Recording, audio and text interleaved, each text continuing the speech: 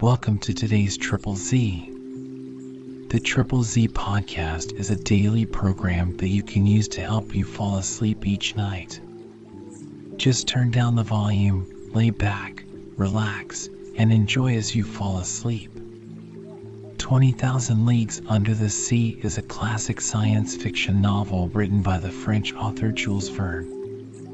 It was first published in 1870 and is one of Verne's most famous works. The novel is known for its imaginative portrayal of underwater exploration and adventure. The story is narrated by Professor Pierre Aronnax, a French marine biologist who, along with his faithful servant Conseil and a Canadian harpooner named Ned Land, embarks on a journey to investigate mysterious sea creatures that have been causing havoc in the world's oceans. They soon discover that these creatures are actually part of a technologically advanced submarine, the Nautilus, commanded by the enigmatic Captain Nemo. 20,000 Leagues Under the Sea is considered a pioneering work of science fiction and is known for its accurate and detailed descriptions of underwater life and technology. It has been adapted into numerous films, television series, and other media and continues to be a beloved classic of literature. If you enjoy our program, please be sure to write us a review on your podcast platform and share us with a friend. You both might sleep just a little better at night. Our website is Triple Z, that's 3zs.media. You can also like and share our content on Facebook or our Instagram account ZZZ Media Podcast. Music for today's episode was provided by Gaia's Symphony on Apple Music. Chapter 1: A Shifting Reef. The year 1866 was signalized by a remarkable incident, a mysterious and puzzling phenomenon which doubtless no one has yet forgotten. Not to mention rumors which agitated the maritime population and excited the public mind. Even in the interior of continents, seafaring men were particularly excited. Merchants, common sailors, captains of vessels, skippers, both of Europe and America, naval officers of all countries, and the governments of several states on the two continents were deeply interested in the matter.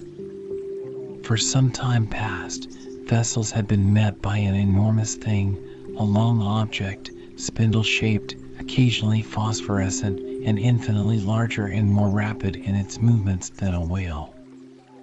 The facts relating to this apparition, entered in various logbooks, agreed in most respects as to the shape of the object or creature in question, the untiring rapidity of its movements, its surprising power of locomotion, and the peculiar life with which it seemed endowed.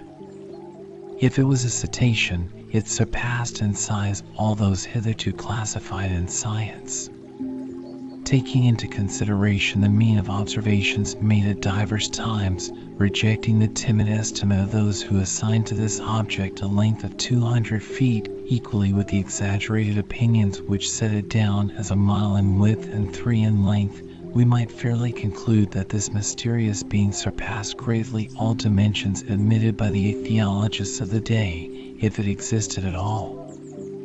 And that it did exist was an undeniable fact, and, with that tendency which disposes the human mind in favor of the marvelous, we can understand the excitement produced in the entire world by this supernatural apparition. As to classing it in the list of fables, the idea was out of the question. On the 20th of July, 1866, the steamer Governor Higginson of the Calcutta and Burnett Navigation Company had met this moving mass 5 miles off the east coast of Australia.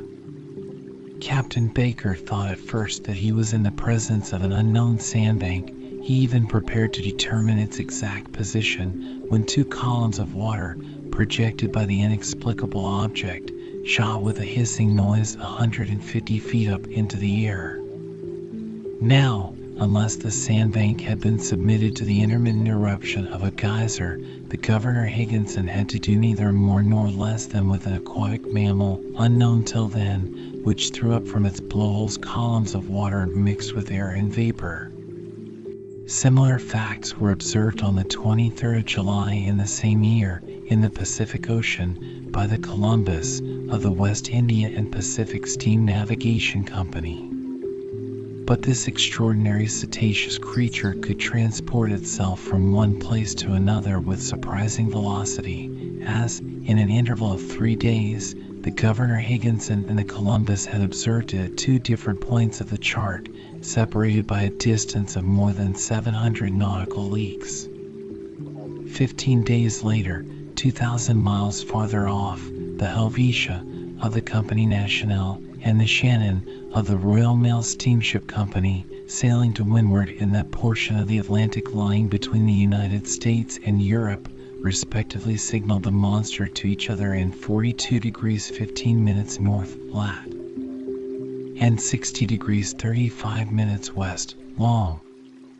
In these simultaneous observations, they thought themselves justified in estimating the minimum length of the mammal at more than 350 feet, as the Shannon and Helvetia were of smaller dimensions than it, though they measured 300 feet overall.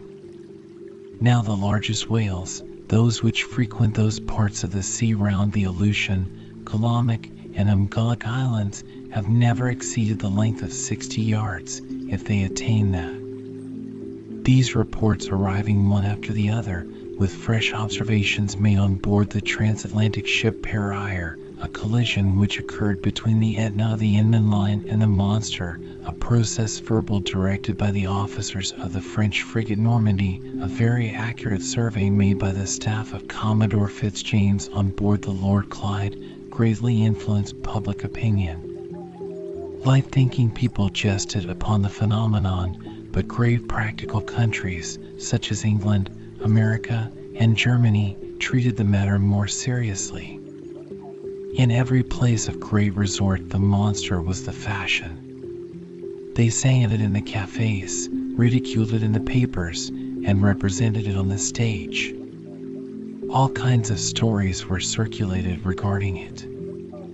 There appeared in the papers caricatures of every gigantic and imaginary creature, from the white whale, the terrible Moby Dick of Hyperborean regions, to the immense kraken whose tentacles could entangle a ship of 500 tons and hurry it into the abyss of the ocean. The legends of ancient times were even resuscitated, and the opinions of Aristotle and Pliny revived, who admitted the existence of these monsters, as well as the Norwegian tales of Bishop Pontoppidan, the accounts of Paul Hegede, and, last of all, the reports of Mr. Harrington, whose good faith no one could suspect, who affirmed that, being on board the Castellan in 1857, he had seen this enormous serpent, which had never until that time frequented any other seas but those of the ancient.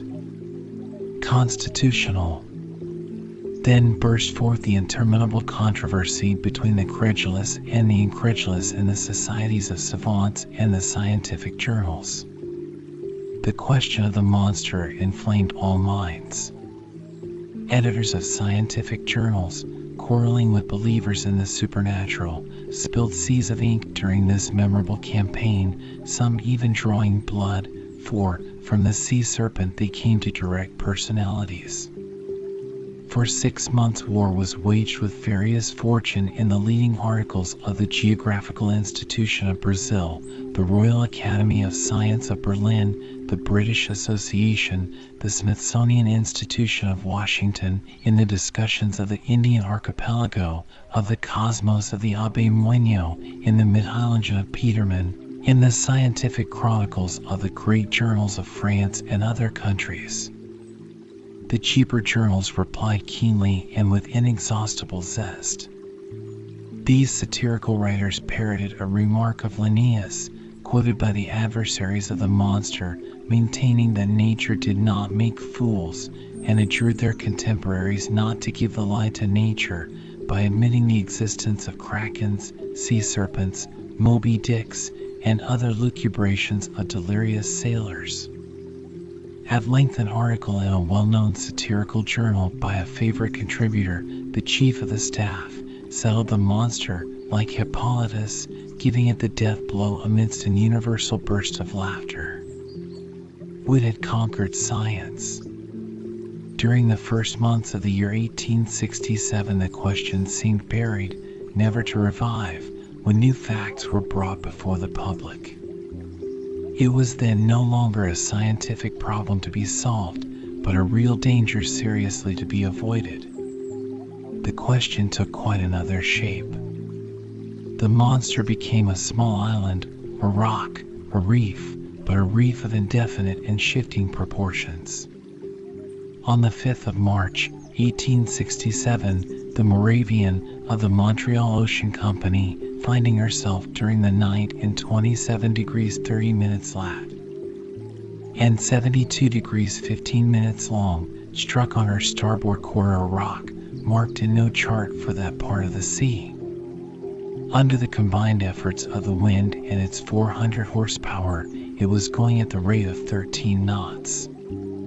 Had it not been for the superior strength of the hull of the Moravian, she would have been broken by the shock and gone down with the 237 passengers she was bringing home from Canada. The accident happened about 5 o'clock in the morning as the day was breaking. The officers of the quarterdeck hurried to the after part of the vessel. They examined the sea with the most scrupulous attention. They saw nothing but a strong eddy about 3 cables' length distant, as if the surface had been violently agitated. The bearings of the place were taken exactly, and the Moravian continued its route without apparent damage. Had it struck on a submerged rock or on an enormous wreck? They could not tell, but on examination of the ship's bottom when undergoing repairs, it was found that part of her keel was broken.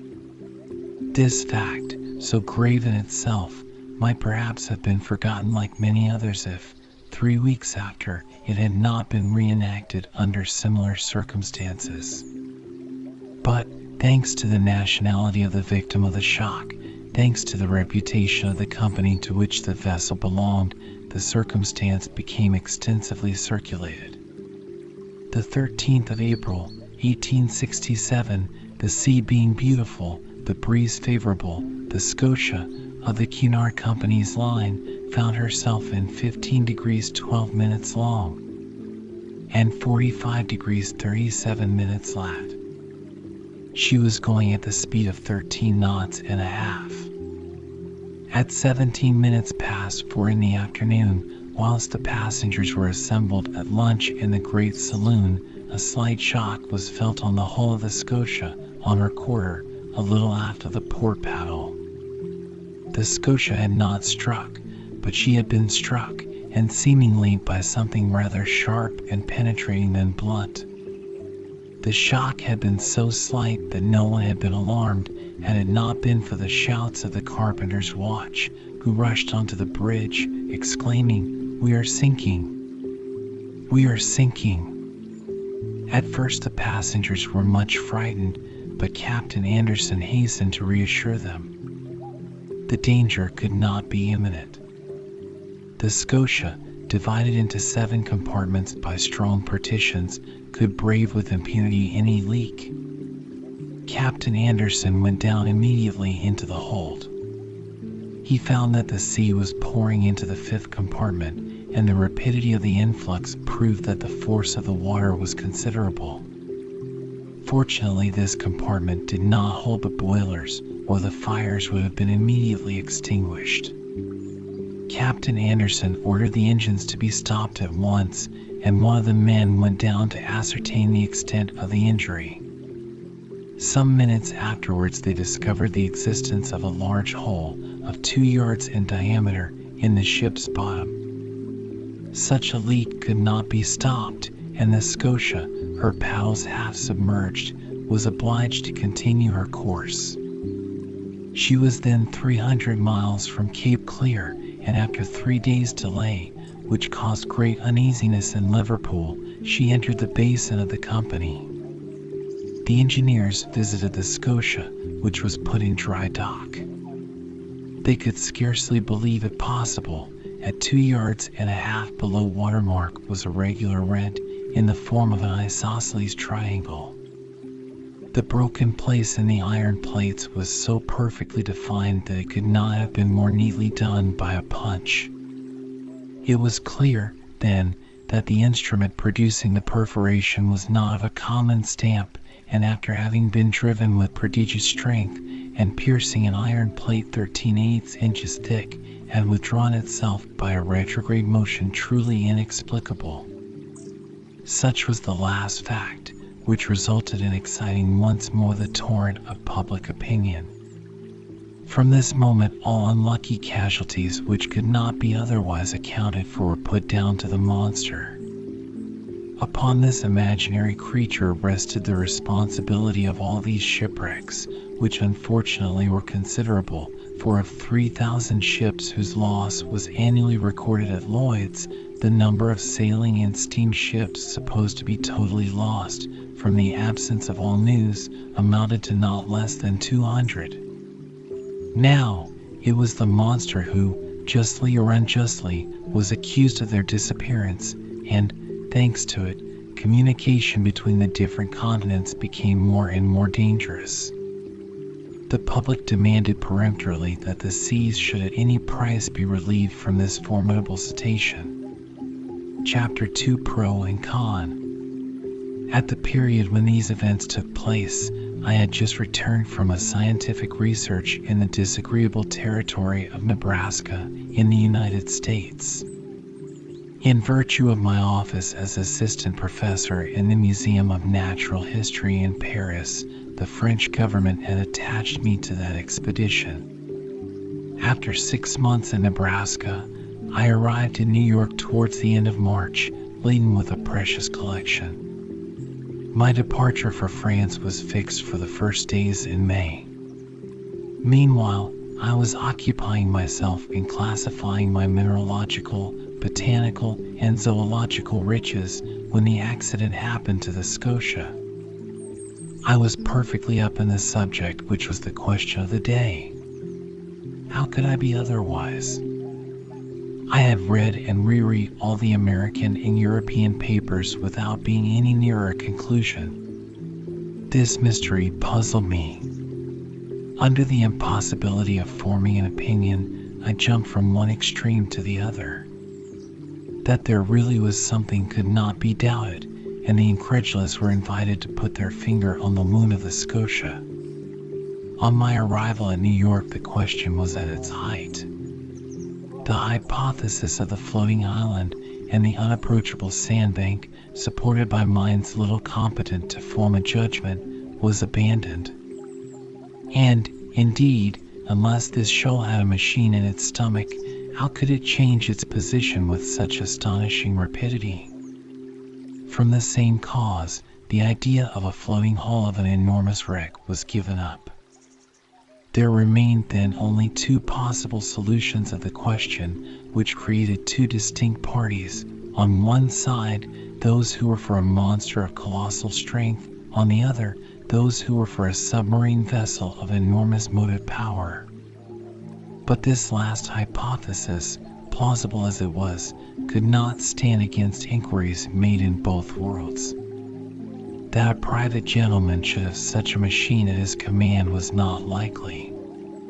Where, when, and how was it built? And how could its construction have been kept secret?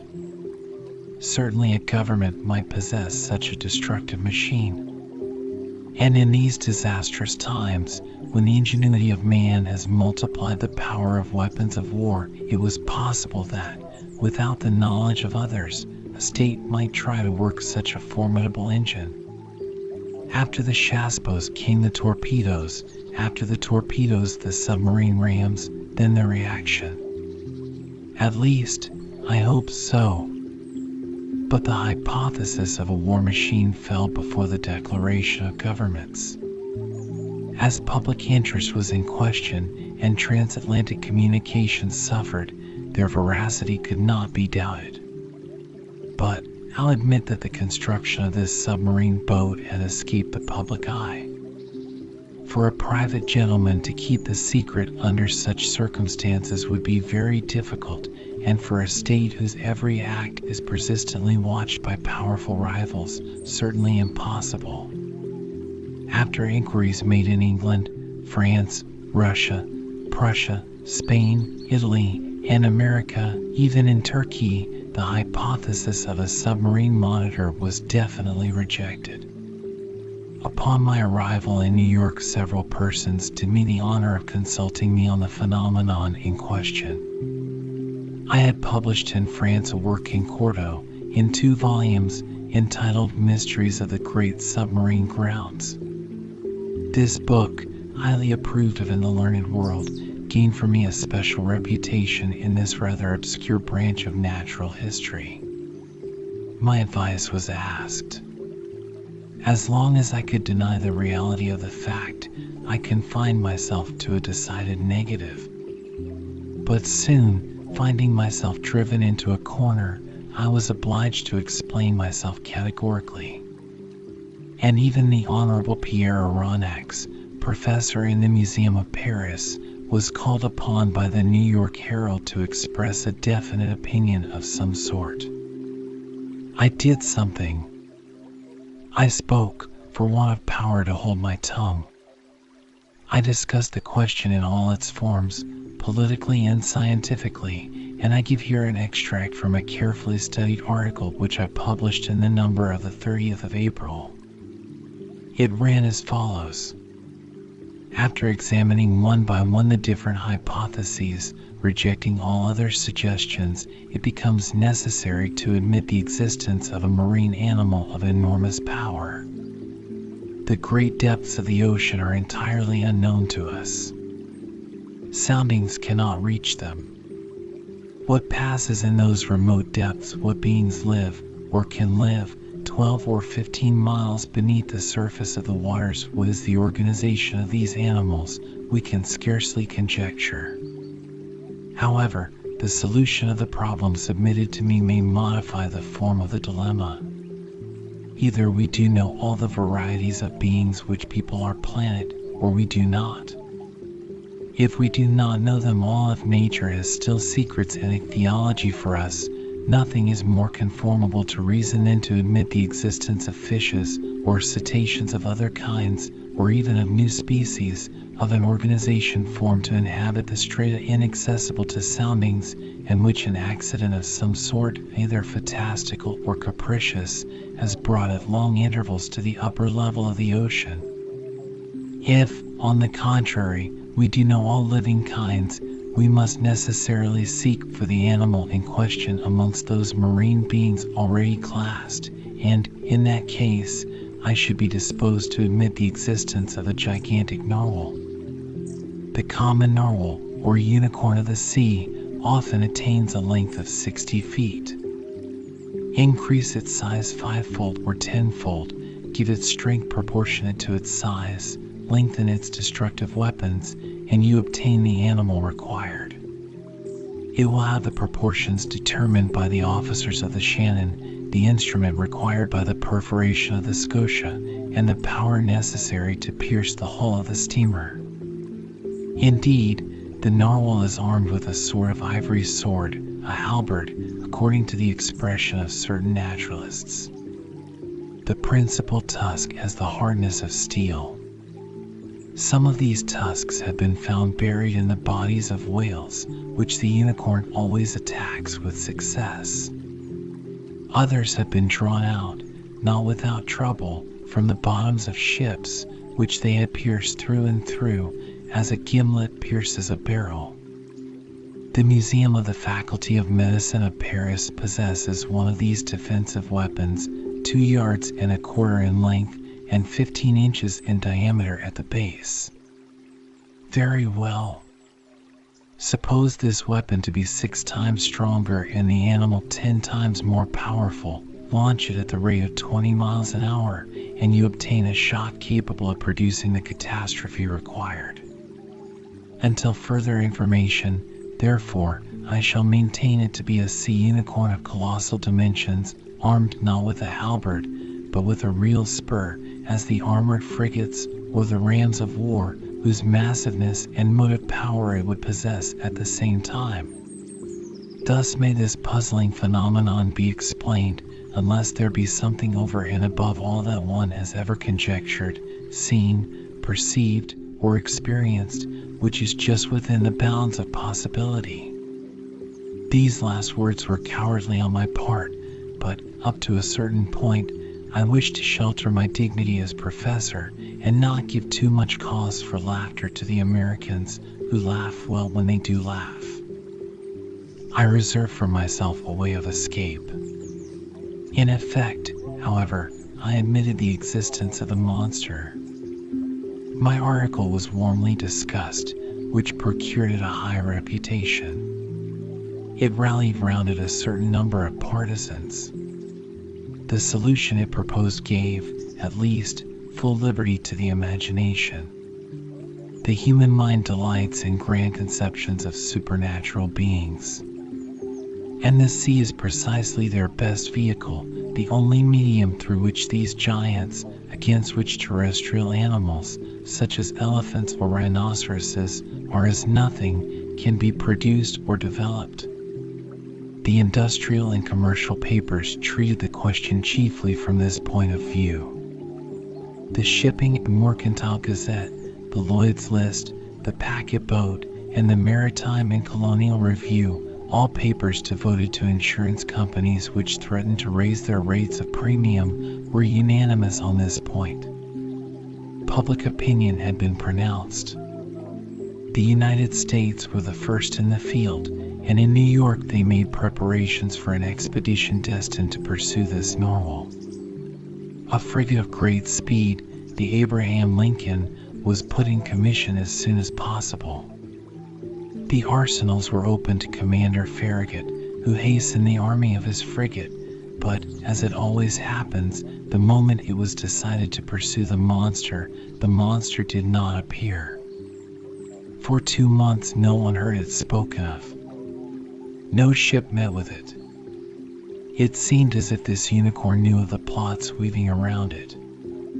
It had been so much talked of, even through the Atlantic cable, that jesters pretended that this slender fly had stopped a telegram on its passage and was making the most of it. So when the frigate had been armed for a long campaign and provided with formidable fishing apparatus, no one could tell what course to pursue.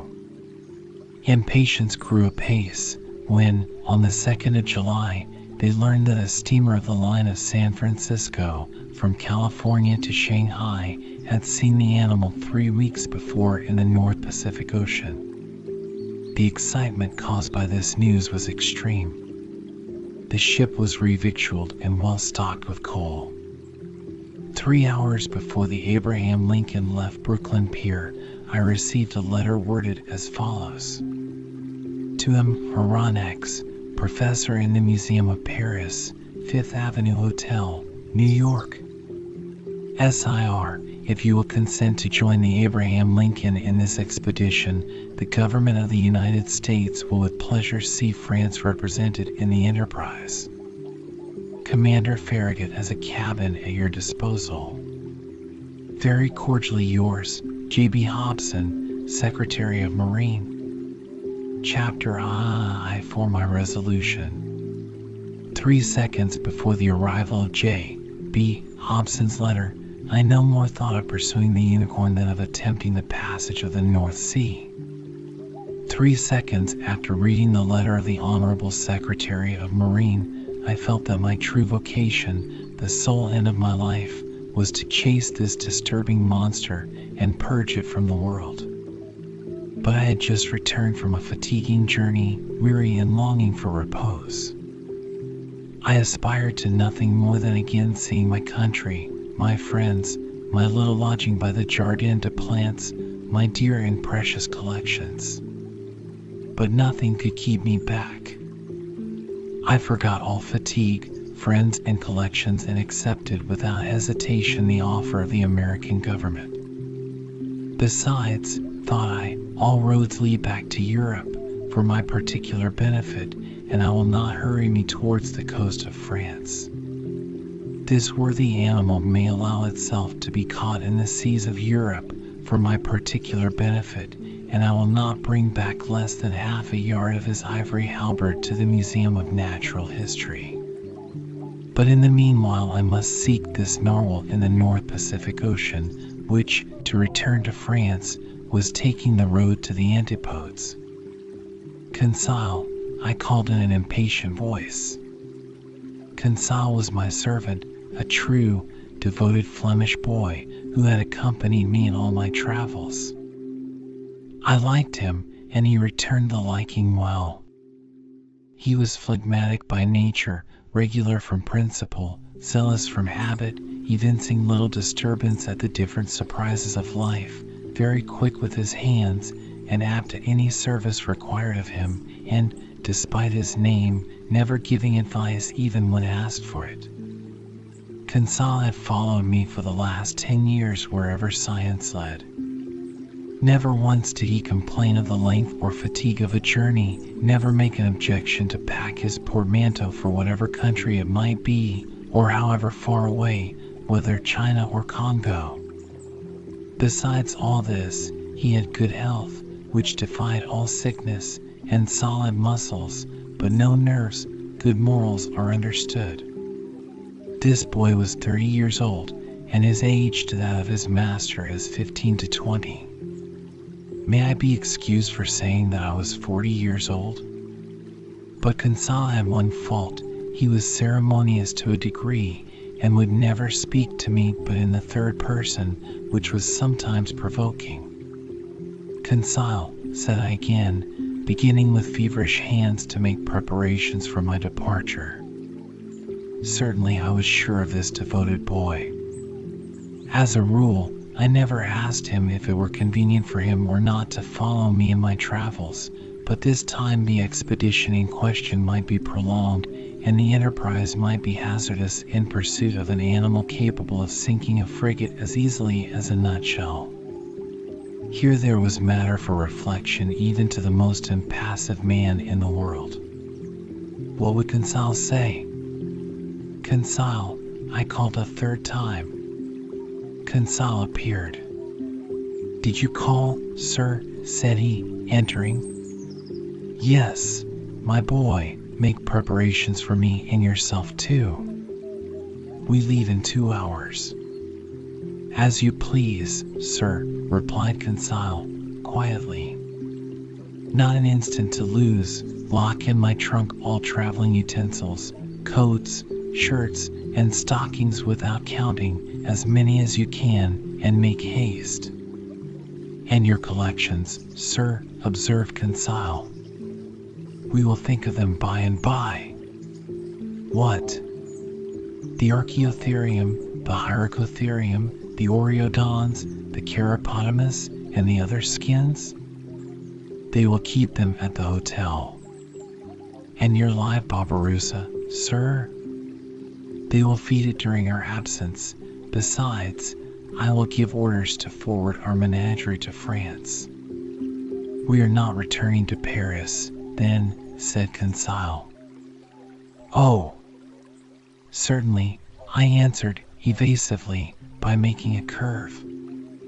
Will the curve please you, sir? Oh, it will be nothing, not quite so direct a road, that is all. We take our passage in the Abraham Lincoln. As you think proper, sir, coolly replied Conseil. You see, my friend, it has to do with the monster of the famous narwhal. We are going to purge it from the seas. The author of a work in quarto in 2 volumes on the mysteries of the great submarine grounds cannot forbear embarking with Commander Farragut. A glorious mission, but a dangerous one. We cannot tell where we may go. These animals can be very capricious. But we will go whether or no. We have got a captain who is pretty wide awake. I opened a credit account for Barbarossa, and, Conseil following, I jumped into a cab. Our luggage was transported to the deck of the frigate immediately. I hastened on board and asked for Commander Farragut. One of the sailors conducted me to the poop, where I found myself in the presence of a good-looking officer who held out his hand to me. "Monsieur Pierre Aronnax," said he. "Himself," replied I, "Commander Farragut." "You are welcome, Professor. Your cabin is ready for you." I bowed and desired to be conducted to the cabin destined for me. The Abraham Lincoln had been well chosen and equipped for her new destination. She was a frigate of great speed, fitted with high-pressure engines which admitted a pressure of 7 atmospheres. Under this, the Abraham Lincoln attained the mean speed of nearly 18 knots and a third an hour, a considerable speed, but, nevertheless, insufficient to grapple with this gigantic cetacean. The interior arrangements of the frigate corresponded to its nautical qualities. I was well satisfied with my cabin, which was in the after part, opening upon the gunroom. "We shall be well off here," said I to Conseil. "As well, by your honor's leave, as a hermit crab in the shell of a whelk," said Conseil. I left Conseil to stow our trunks conveniently away, and remounted the poop in order to survey the preparations for departure. At that moment Commander Farragut was ordering the last moorings to be cast loose which held the Abraham Lincoln to the pier of Brooklyn. So in a quarter of an hour, perhaps less, the frigate would have sailed without me. I should have missed this extraordinary, supernatural, and incredible expedition, the recital of which may well meet with some skepticism. But Commander Farragut would not lose a day nor an hour in scouring the seas in which the animal had been sighted. He sent for the engineer. "Is the steam full on?" asked he. "Yes, sir," replied the engineer. "Go ahead," cried Commander Farragut. The quay of Brooklyn, and all that part of New York bordering on the East River, was crowded with spectators. 3 cheers burst successively from 500,000 throats. Thousands of handkerchiefs were waved above the heads of the compact mass, saluting the Abraham Lincoln until she reached the waters of the Hudson at the point of that elongated peninsula which forms the town of New York. Then the frigate, following the coast of New Jersey along the right bank of the beautiful river, covered with villas, passed between the forts, which saluted her with their heaviest guns. The Abraham Lincoln answered by hoisting the American colors 3 times, whose 39 stars shone resplendent from the mizzen peak, then modifying its speed to take the narrow channel marked by buoys placed in the inner bay formed by Sandy Hook Point, it coasted the long sandy beach, where some thousands of spectators gave it one final cheer. The escort of boats and tenders still followed the frigate, and did not leave her until they came abreast of the lightship, whose 2 lights marked the entrance of New York Channel. 6 bells struck, the pilot got into his boat, and rejoined the little schooner which was waiting under our lee. The fires were made up, the screw beat the waves more rapidly, the frigate skirted the low yellow coast of Long Island, and at 8 bells, after having lost sight in the northwest of the lights of Fire Island, she ran at full steam on to the dark waters of the Atlantic.